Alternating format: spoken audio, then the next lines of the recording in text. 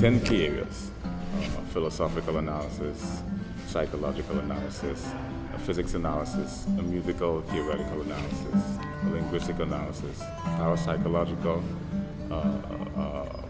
psychopathological or pathophysiological, a neurological approach, and a geophysics approach. And it was basically a 1-hour discussion covering mental disorder from all these different disciplines. And today I would probably like to, maybe an extension of it, or possibly see whatever direction this goes in for them. Sure, yeah, I'm down for that as well.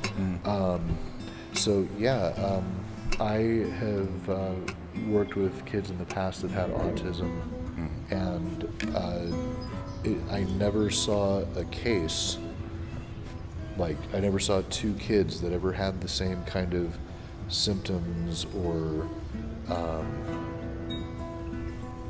like anything resembling the other child that also had a diagnosis with autism. There's always something new. And so, like, do you have any theories on how this manifests in so many kids these days? Because it seems like statistically the numbers have been going up. I would probably use the X-Men analogy, where it's quite conspicuous that there's some sort of biological evolution occurring with the X-Men, and no 2 gifts are identical, but it's clearly the X-Men. So from that perspective, what you find with not just neurotypicals but atypicals. Now, I'm not an expert in this area because my views are based from a self-referential, which is sort of subjective, and empirical analysis, psychological threshold. So you may look at, let's say a prime example is a FedEx logo. But FedEx logo have like a sacred geometric shape ingrained in the logo.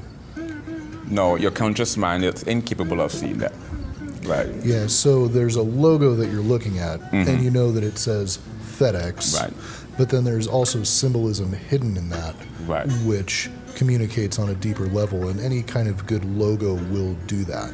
Yes. It'll be recognizable to your conscious mind, but then it will also suggest to your subconscious what that company does, or some characteristic contained in that pictographic representation.